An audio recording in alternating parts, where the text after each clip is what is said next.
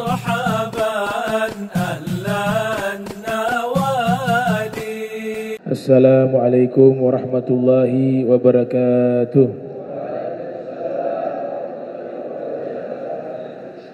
إن الحمد لله نحمده حمدا يليق بجلاله ونستعينه استعانة تليق بكماله ونستهديه هداية من أقر بعظمته وجلاله ثم نصلي ونسلم على سيدنا محمد وآله أما بعد فسبحانك الله لا علم لنا إلا ما علمتنا إنك أنت العليم الحكيم. ربي اشرح لي صدري ويسر لي أمري واحلل عقدة من لساني يفقهوا قولي وسدد لساني واهدي قلبي بحق سيدنا محمد صلى الله عليه وآله وبارك وسلم. يا من هو في علوه كائن، يا من هو في فعل حميد، يا من هو في مجده متين. اللهم أكرمنا بنور الفهم وأخرجنا من ظلمات الوهم وارزقنا فهم النبيين وحفظ المرسلين وإلهام ملائكة المقربين.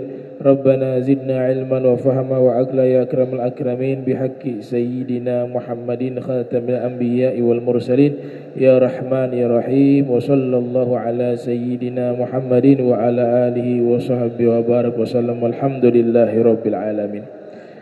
قال المصنف رحمه الله ورضي الله تعالى عنه وأرضاه ونفعنا به وبعلومه وأمدنا بأسراره وعادنا من بركاته في دارين. رضي الله عنكم. لا تجب نية إضافة الصلاة لله سبحانه وتعالى ولا نية تعيين عدد ركعات ولا نية استقبال القبلة ولا نية الأداء أو القضاء بل كل ذلك سنة كما قال صاحب صفة الزبد دون إضافة لذي الجلال وعدد الركعات واستقباله. Alhamdulillah, puji syukur kehadirat Allah, salawat salam senantiasa tercurahkan kepada junjungan mulia Nabi tercinta Sayyiduna Muhammad sallallahu alaihi wa alihi wa sahbihi wa barak wasallam beserta seluruh keluarga beliau, sahabat beliau dan umat beliau yang senantiasa melaksanakan ajaran beliau hingga akhir masa nanti. Masih membahas tentang bab niat. Dikatakan la tajibu niyatu idafati sholati lillahi subhanahu wa ta'ala wala niyatu ta'yini adadir rakaat. Tidak wajib ketika sholat kita niatkan sholat tersebut untuk Allah subhanahu wa ta'ala, ya, jadi niat lillahi ta'ala, usolli fardha zuhri misalnya, lillahi ta'ala, niat lillahi ta'ala itu tidak wajib. Sebab sholat yang kita lakukan secara otomatis memang itu untuk Allah subhanahu wa ta'ala. Tanpa kita niatkan, ya kita sholat ya untuk Allah, bukan kepada yang lain. Kita sujud, kita ruku, kita qiyam, berdiri, semuanya untuk Allah subhanahu wa ta'ala. Sehingga niat lillahi ta'ala itu tidak diwajibkan, ya. Tapi kalau dibaca lebih bagus, diniatkan lebih bagus, ya. Artinya dibaca di dalam sigoh niat sebelum takbir. Ya, hukumnya sunnah. Hukumnya sunnah. Begitu juga di sini dikatakan jumlah rakaat, niat menentukan niat jumlah rakaat, arba' rakaatin, thalatha rakaatin, ya, atau rakaataini, ya, itu juga tidak wajib, ya. Usolli fardha zuhri arba'ah rakaatin. Nah, lafaz arba' rakaatin tidak wajib, sunnah, ya, sunnah. Kemudian wala niyah istiqbalil kiblah, begitu juga niat menghadap ke kiblat juga sama, tidak wajib, hukumnya sunnah, ya. Usolli fardha zuhri arba'a raka'atin mustaqbilal kiblati, menghadap ke kiblat. Itu sunnah. Kemudian wala niyatul adai, begitu juga niat melaksanakan sholat pada waktunya, adaan ya. Biasa kita baca adaan ma'muman lillahi ta'ala ya, di bagian akhir. Adaan itu menunjukkan sholat tersebut dilaksanakan pada waktunya. Atau niat qadaan, mengqada sholat tersebut yang kita kerjakan sudah keluar dari waktu, imma disengaja atau tidak sengaja. Tidak sengaja masuk kepada uzur-uzur sholat. A'dzarus sholati ifnani dalam kitab Safinatun Najah. Uzur-uzur sholat ada dua, an-naum wan nisyan. Yang pertama ketiduran, gak sengaja tidur, bangun sudah lewat waktu sholat tersebut. Tidurnya dari sebelum zuhur jam 12, kecapean tidur sesaat ya. Ada namanya tidur sunnah ya, qailulah. Kalau riwayat para ulama biasa jam 11 sebelum zuhur. Ada juga yang setelah zuhur sesaat. Itu sunnah agar bangun dari tidur siang kita punya fisik kembali stabil ya. Dan dalam hadis dikatakan kilu fa inna syaitan la taqilu ya, atau fi riwayah qilu fa inna syayatin la taqilu, kata Nabi sallallahu alaihi wa alihi wasallam, tidurlah siang sesaat karena sesungguhnya syaitan itu tidak pernah tidur siang ya. Dia tidur jam 11, tahu-tahu bangunnya sudah asar jam 4 tanpa disengaja ya. Ulama menyatakan kalau memang itu menjadi kebiasaan, setiap hari tidurnya jam 11, bangunnya jam 4, maka terhitung dosa karena sudah menjadi rutinitas. Tapi kalau ada orang sesekali ya, tidak rutin, mungkin kecapean pada waktu itu tidur jam 11, gak sengaja bangunnya sudah jam 4, otomatis waktu zuhurnya sudah berakhir. Maka ketika itu dia sholat zuhur qadha, niatnya qadhaan, ganti dengan adaan. Kalau adaan tepat pada waktunya, kalau qadhaan sholat tersebut sudah keluar waktu, dan itu tanpa disengaja ya. Dalam hadis ya, diriwayatkan oleh Imam As-Suyuti yang lahir tahun 849 Hijriah, wafat 911 Hijriah, dalam kitab Al-Luma' fi Asbabil Wurud ya, diceritakan waktu Nabi dengan sahabat melakukan satu perjalanan safarun tawilun ya, perjalanan yang jauh. Kemudian tiba waktu malam, kecapean semuanya. Nabi perintahkan kepada Sayyidina Bilal. Sayyidina Bilal, fi riwayah Nabi katakan, siapa yang tugas jaga malam? Ternyata Sayyidina Bilal yang mengangkat tangan. Kemudian Nabi katakan, wahai Sayyidina Bilal, nanti tiba waktu subuh bangunkan kita semua. Saat ini seluruh sahabat dalam keadaan kepayahan, kecapean. Kita semua tidur, tugas kamu ronda, jaga malam, begadang. Nanti tiba waktu sholat subuh, bangunkan kita semua. Itu pesannya Nabi. Kenyataannya Sayyidina Bilal juga ketiduran, sehingga matahari itu sudah terbit. Matahari sudah terbit, menyinari ya wajahnya Rasul Muhammad sallallahu alaihi wasallam. Nabi tidur, kemudian Nabi merasakan ada ya rasa sinaran matahari atau panas di wajahnya. Beliau bangun, ternyata matahari sudah naik. Nah, matahari kalau sudah terbit berakhir waktu sholat subuh. Dan ini memang sengaja Allah membuat semuanya tertidur ya, bukan karena kelalaian ya, hasya wa kalla, tapi agar keluar hikmah, satu keterangan hukum. Orang kalau tidak sengaja ketiduran sehingga waktu sholat itu keluar, apa yang dia lakukan? Apakah sholat itu berakhir Tidak perlu dilakukan ataukah harus tetap wajib diqadha? Nah, maka Nabi ketika bangun, Nabi mengatakan, "Aina Bilal?" Nah, ini sudah matahari sudah terbit. Tugasnya tadi jangan tidur, bangunkan kita semua ketika tiba waktu sholat subuh. Maka Sayyidina Bilal pun datang menemui Nabi Muhammad sallallahu alaihi wasallam. Kata Nabi, "Kenapa tidak bangunkan kita waktu subuh, ini sudah lewat, matahari sudah terbit?" Kata Sayyidina Bilal, "Ya Rasul, mohon maaf, saya juga ketiduran." Entah kenapa ya, kata Sayyidina Bilal, entah kenapa saya mengalami rasa ngantuk yang luar biasa yang belum pernah saya alami. Nah, ini berarti tidak ada apa? Allah Ta'ala buat ya. Sayyidina Bilal juga tertidur. Nah, kemudian Nabi katakan apa?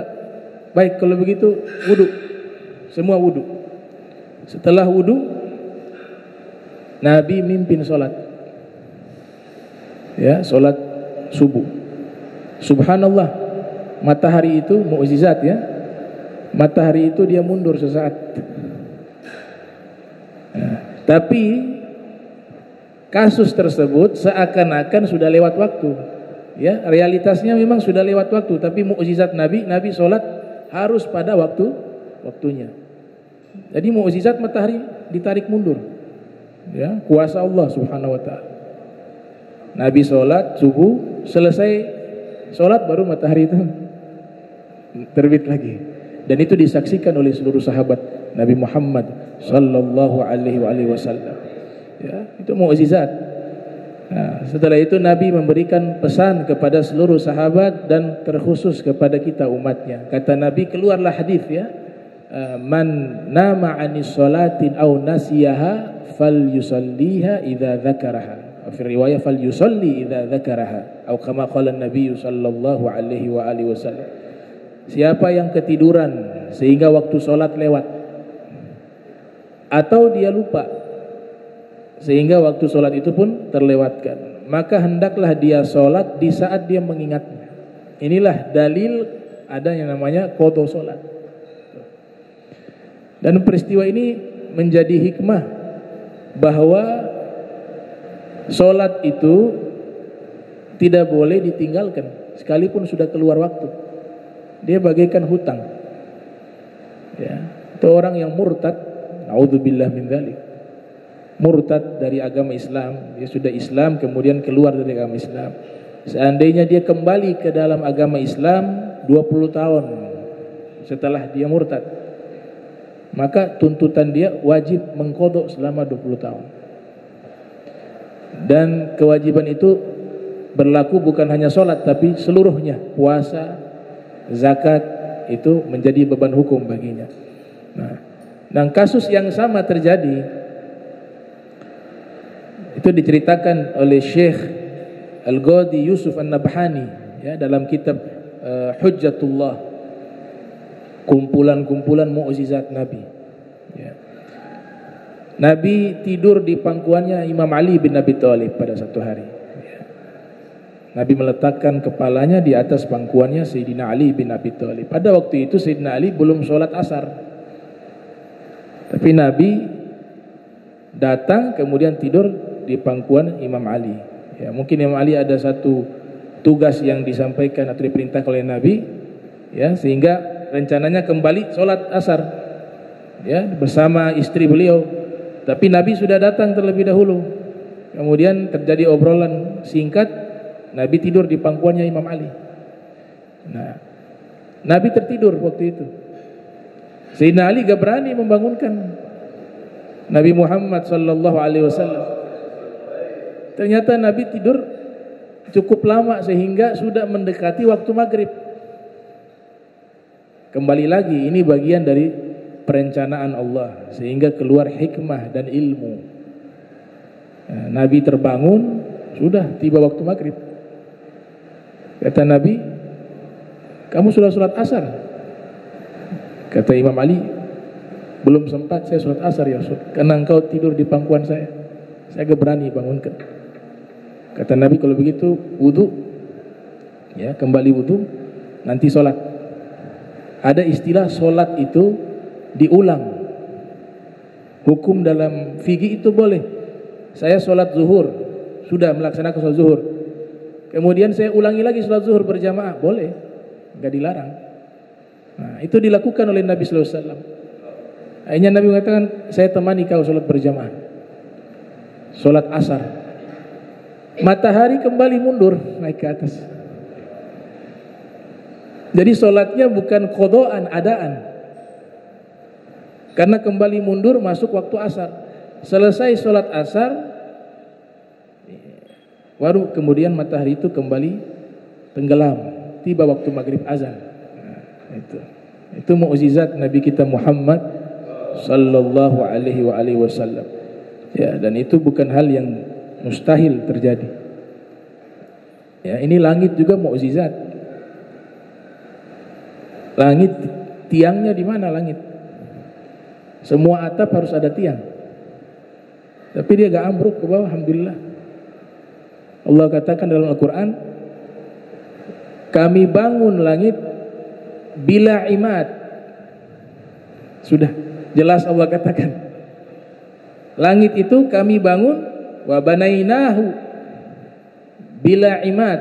Fi tafsir Bagawi, kami bangun langit bila imad. Antum cari tiangnya gak akan dapat. Allah sudah bilang kami bangun langit tanpa tiang, tapi dia bisa tetap menjadi atap.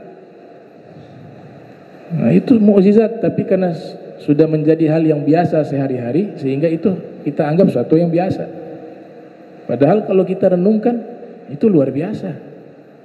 Ya, matahari gak pernah telat terbitnya, tenggelamnya, gak pernah salah tempat. Ya, sejak dari awal sampai akhir, kecuali nanti yaumul qiyamah, ya, dia terbitnya dari barat.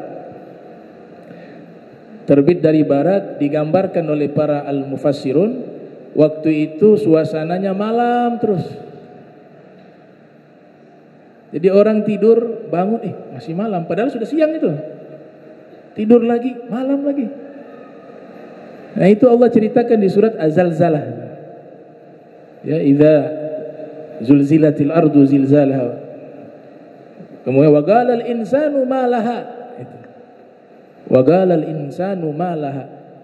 Manusia ketika tidur bangun malam lagi, tidur bangun malam lagi. Wah, mengerikan tuh waktu itu tuh. Akhirnya mereka mengatakan, apa yang terjadi ini? Wa qalal insanu ma laha. Ternyata matahari dari barat. Oh, selesai, mau tobat terlambat tuh.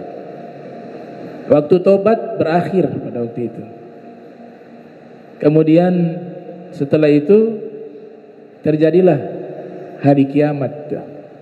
Ya, dalam surat Al-Haqqah dikatakan, kulu washrabu hani'am bima aslaftum fil ayyamil khaliyah. Ya.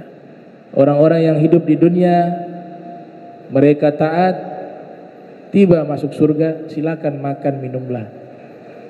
Karena dahulu kalian di dunia melakukan amal yang baik. Diberikan kitab lewat tangan kanan mereka. Ya, kitabiah, ya. Yang diberikan tangan kanan selamat. Fahuwa fi isyatir radiyah fi jannatin aliyah kutufuha daniyah. Dia hidup dalam surga, ya, menyenangkan, gak ada sumpek, adanya kebahagiaan yang abadi. Kemudian didekatkan buah-buah kepadanya untuk dia petik. Tapi yang celaka yang diberikan kitab, dia terima dengan tangan kiri. Ya. Dia katakan, ini kitab apa? Ma'adri hisabiyah. Ya laita kanat qadiyah halaka anni. Ya. Ma'agni halaka anni hisabiyah. Halaka anni sultaniyah. Dia mengatakan halaka anni sultaniyah. Saya binasa ini dengan kitab tangan kiri. Kemudian Allah jawab, itu sebab apa? Innahu kana la yu'minu billahil azim. Sebab mereka imannya kurang yakin kepada Allah yang Maha Agung ketika hidup di dunia. Itu. Orang kalau yakin gak mungkin akan melakukan pelanggaran. Ya, pasti dia berusaha untuk taat. Nah, ini penyakit, kata Imam Muhammad Al-Bagir, penyakit yang membuat kita tidak melaksanakan kewajiban Allah, kata Imam Muhammad Al-Baqir, sebabnya dua. Al-kasal wa dojar, rasa malas dan bosan. Kata beliau, iyyaka wal kasala wa dojar fa innahuma miftahu kulli syarr. Hati-hati kamu dengan dua sifat jelek, malas dan bosan. Sesungguhnya dua sifat ini kunci pembuka seluruh keburukan. Man kasal lam yuaddi haqqa wa man dojar lam yasbir ala adai haqqin. Orang yang malas, dia tidak akan mengerjakan kewajibannya. Malas. Ya. Yang punya sifat bosan tidak akan sabar dalam melaksanakan kewajibannya. Itu. Nah, dua sifat ini wajib dihilangkan. Ya, al-kasal wa dojar. Nabi minta pelindungan dari sifat ini. Allahumma inni a'udzubika minal azzi wal kasal. Itu doanya Rasul. Ya Allah, aku berlindung padamu dari sifat lemah dan malas. Nah, ini bukan untuk Nabi doa ini. Ada diijazahkan bagi umatnya. Ya. Al-kasal wa dojar. Na'udzubillah. Baik. Nah, jadi niat-niat tadi itu semua sunnah. Niat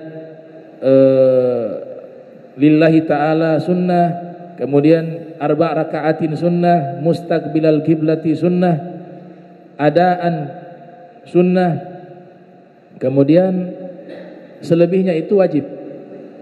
Yang wajib itu apa? Usolli fardha, nama solat maghrib. Ya. Selebihnya itu sunnah. Tapi bukan berarti sunnah kita main tinggal-tinggal aja atau meremehkan. Nah, ini berbahaya juga. Oh, sunnah ini saya mau kerjakan yang wajib aja deh, nggak perlu sunnah-sunnah. Hati-hati. Imam Ghazali pernah mengatakan, ya, di dalam kitab Al-Arba'in Al-Asl, dikutip oleh Al-Habib Abdullah Al-Haddad dalam kitab Risalatul Mu'awanah, beliau mengatakan dalam perkara ibadah, fala a'rif li tariki sunnah wajhan illa kufran khafiyya au humqa jaliyah. Dalam masalah ibadah kemudian kita meremehkan sunnah-sunnah yang berkaitan dengan ibadah, saya tidak mengetahui hal ini bagi orang yang sengaja meninggalkan sunnah satu alasan kecuali dengan dua yang saya pahami. Yang pertama, orang itu tersimpan kekafiran yang tersembunyi, kufran khufiyah. Jadi orang yang selalu meremehkan sunnah Nabi, kata Hujjatul Islam Al-Imam Al-Ghazali yang lahir 450 Hijriah, wafat 505 Hijriah, beliau mengatakan ada kekufuran yang tersembunyi dalam hatinya, kufran khufiyah, atau humqa jaliyah, kedunguan yang jelas. Humqa itu kedunguan, jaliyah yang sangat jelas. Jadi gak boleh kita menganggap remeh sunnah. Kalau kita mampu kerjakan, kerjakan. Tapi kalau kesulitan, misalnya itu terlalu panjang tuh, usolli fardha maghribi 3 raka'atin, ya, mustaqbilal kiblatin adaan ma'muman lillahi ta'ala, merepotkan dia, nah itu lain halnya. Tapi kalau dia mampu untuk niat seluruhnya, maka dikerjakan, dapat fadilah besar, ya, fadilah besar mengerjakan sunnah Nabi Muhammad sallallahu alaihi wa alihi wasallam. Dikatakan la yuhibbukallah illa ittaba'ta habibahu zahiran wa batinan wa ata'tahu amran wa ajabtahu da'watan wa athartahu taw'an. Allah tidak akan mencintai engkau terkecuali engkau mengikuti kekasihnya, yaitu Nabi kita Muhammad sallallahu alaihi wasallam secara zahir dan batin, dan engkau harus mentaati perintahnya. Wa saddaqtahu khabara, dan kau percaya semua berita yang disampaikan olehnya, dan engkau menjawab dakwanya dan engkau mendahulukannya atas segala sesuatu secara sukarela. Itu kata Imam Ibnu Qayyim dalam kitab Madarijus Salikin yang lahir 691 Hijriah, wafat 751 Hijriah. Jadi sunnah semampu kita usahakan kerjakan itu. Nah, kemudian musannif mengatakan di sini, idza kana musalli ma'muman fayajibu alaihi an yanwi al-jama'ata awil iktida awil ma'mumiyah. Apabila seorang yang salat itu berposisi sebagai makmum, maka wajib baginya niat salat berjamaah. Jadi kita menjadi makmum wajib niat makmuman. Kalau kita tidak niat, kemudian sudah berlalu satu rukun salat dan jaraknya cukup panjang penantian tersebut tanpa kita niat, maka salat kita batal. Karena gak jelas dia ikut siapa. Kemudian di dalam kitab Fathul Qorib dikatakan, hati-hati di dalam menta'yin imam. Ta'yinul imam. Ta'yinul imam artinya dia menentukan imam itu siapa dalam hatinya, niat. Begini maksudnya. Habib Alwi menjadi imam misalnya. Biasa di sini Habib Alwi imam. Tahu-tahu saya datang jadi makmum. Oh, saya niat dalam hati ya, saya niat imam kepada Habib Alwi. Itu namanya ta'yin imam ya. Sudah menentukan orangnya. Ternyata habis sholat karena saya di belakang, salam selesai, ini imam menghadap atau bangun, ternyata orang lain, memang fisiknya sama, tapi orangnya bukan Habib Alwi, orang lain, maka sholat saya gak sah. Karena saya mentakyin imam Habib Alwi, ternyata yang imam bukan Habib Alwi. Makanya gak perlu ditakyin, imaman saja deh, selesai. Oh, ini biasanya Habib Alwi ya, saya mau jadi makmumnya Habib Alwi. Itu niat dalam hati. Ternyata orang lain, batalat sholatnya batal. Karena niatnya tidak sesuai orangnya yang diniat-niatkan. Nah, jadi niat makmum wajib, atau niat sholat berjamaah, niat iktida mengikuti, atau niat menjadi makmum ya, bisa niat bukan makmuman tapi saya niat sholat jamaah, boleh. Saya niat iktida mengikuti imam tersebut, boleh. Fa idza lam yanwi wa taba'a imamah ba'da intizari fi ruknin wa tala dzalika intizar batalat sholatu. Apabila dia tidak berniat dan mengikuti imam sesudah penantiannya satu rukun dan panjang penantian itu, sholatnya batal. Ya, karena gak jelas dia ikut siapa. Beda dengan imam. Imam gak wajib niat jadi imam. Makmum yang wajib. Ya. Imamnya sunnah. Imaman ya, biasa dikatakan. Imaman lillahi ta'ala. Itu sunnah bagi imam, tapi makmum wajib. Makmumnya wajib. Dan seandainya kita lupa niat menjadi makmum, kita langsung nih takbiratul ihram. Ya sudah baca Fatihah lagi. Tadi belum niat menjadi makmum. Boleh saat itu juga kita dalam hati niat jadi makmum. Beda kalau niat sholat tadi ya.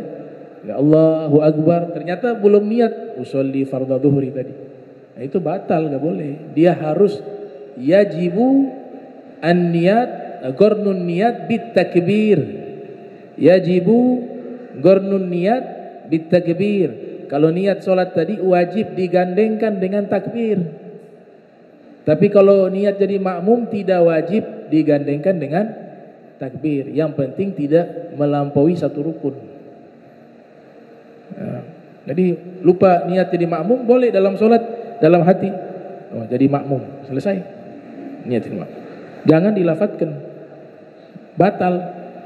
Makmuman lillahi ta'ala, selesai. Ya, karena lafaz itu harusnya sebelum takbir. Ya, dalam hatinya boleh di dalam sholat, tapi melafadzkan tidak boleh di dalam sholat. Kecuali bacaan Al-Quran di saat berdiri. Nah, dikatakan demikian. Wala tajibu niyatu indal ihram tadi saya katakan niat jadi makmum tidak wajib diniatkan di saat takbiratul ihram. Artinya setelah takbir juga masih memungkinkan kita niat menjadi makmum. Hadza binisbati lil ma'mum, amma binisbati lil imam fa niyatun manduba liyahsul ala fadilatul jamaah. Ini kaitannya orang tersebut posisinya sebagai makmum, adapun dia sebagai imam maka niatnya menjadi imam sunnah agar dia mendapatkan fadilah salat berjamaah. Dan imam niatnya wajib niat menjadi imam itu di empat salat. Yang pertama al-jum'atu, salat Jumat. Nah, ini kasusnya beda nih. Kalau dia menjadi imam salat Jumat wajib niat menjadi imam. Imaman jadi wajib. Kemudian yang kedua al-mu'adah, salat yang diulangi kembali. Salat berjamaah sama-sama misalnya ternyata salah kiblat. Sudah selesai salat ada yang kasih kabar kiblatnya bukan ke sana, salah. Maka salat ini diulang kembali. Niatnya menjadi imam wajib. Yang ketiga menjamak salat karena hujan. Yang keempat salat yang diniatkan nazar salat yang dinazarkan. Maka statusnya menjadi wajib sekalipun salat sunnah karena sudah dinazarkan. Maka niat menjadi imam kalau dilakukan berjamaah itu hukumnya wajib. Ya, tapi ada kalau yang nazar ini dia tidak niat menjadi imam, para ulama mengatakan masih sah tapi dapat dosa. Ya, sah tapi dapat dosa. Maksudnya dikatakan di sini ilal manzura fatasihu ma'al ism, kecuali salat yang dinazarkan maka salatnya sah tapi disertai dengan dosa kalau dilakukan dengan sengaja. Idza arada an yusalliya qasran fi safar wajib niyatul qasri 'inda al-ihram, fa idza lam yanwi 'indahu wajib al-itmam. Apabila dia ingin salat qasar di saat safar. Nah, salat qasar itu meringkas salat yang 4 rakaat menjadi 2 rakaat. Dia hanya berlaku di salat yang 4 rakaat. Wajib niat qasar di saat apa? Takbiratul ihram. Ternyata kita takbiratul ihram lupa niat qasar, padahal lagi safar ini. Maka tidak boleh kita sholat qasar, harus sholat sempurna karena tadi belum niat. Gitu. Di dalam kitab Al-Muyassar fil Fiqh fi madhab Syafi'i itu dikatakan kita kalau safar marhalatain atau safar yang jauh, ulama beda pendapat 90 km atau 80 km itu terjadi khilaf. Tapi perjalanan jauh kita lakukan 90 km. Sudah dibolehkan kita mengqasar.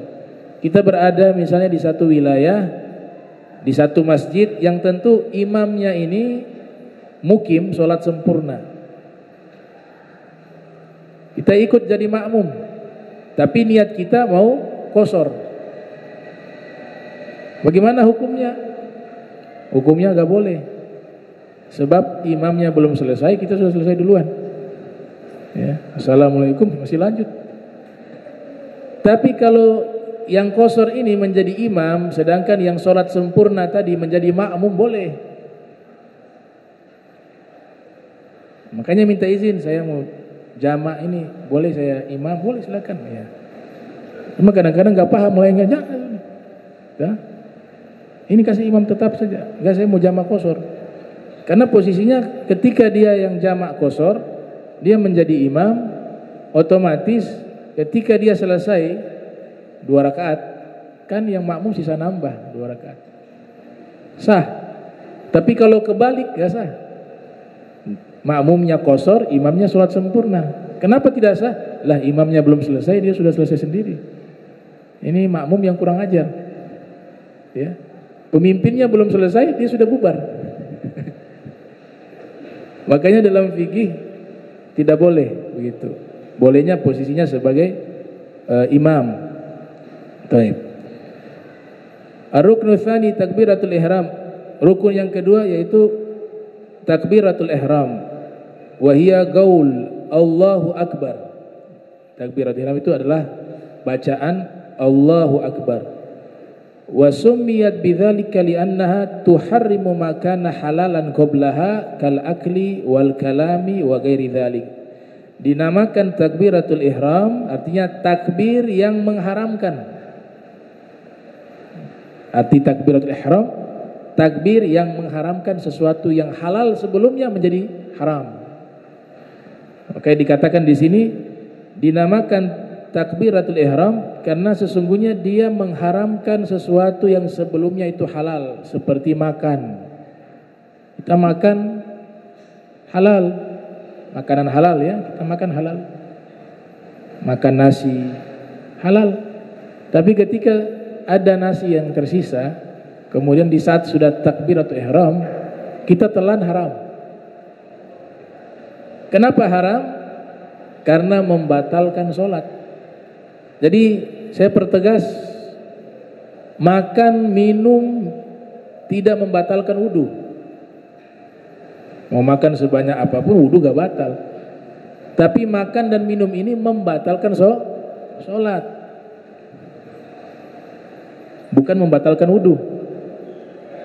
Nah, sehingga orang ketika sholat, kita kan dikasih sunnah wudunya kumur-kumur.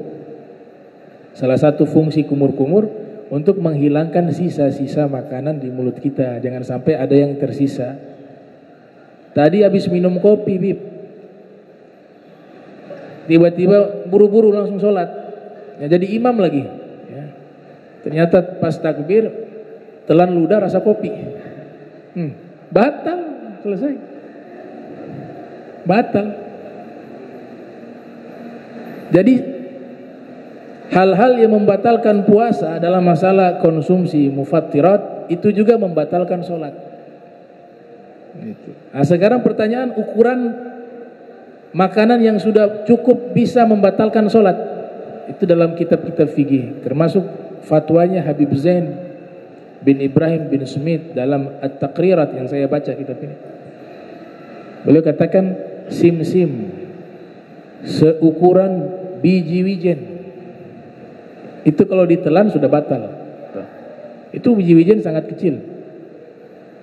Nah, jadi kalau ketika sholat dipastikan mulut kita ini bersih. Tapi kalau telan ludah gak batal, karena dianggap ludah itu sesuatu yang masyaqqah. Yang pertama sulit dihindari ya. Yang kedua, ludah itu dianggap masih bagian dalam tubuh, karena dia tidak dari luar masuk ke dalam, dia dari dalam memang. Kecuali ludahnya dikeluarkan, tarik lagi, batal. Puasa juga batal ya. Yang membatalkan itu dahak,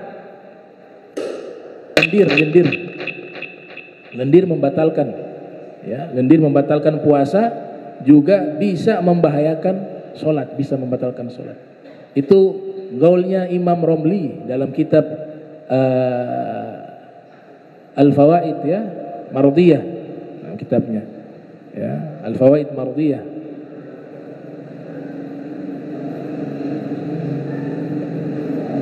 Wal kalam wa ghairi dzalik, juga berbicara bisa membatalkan sholat dan lain sebagainya itu.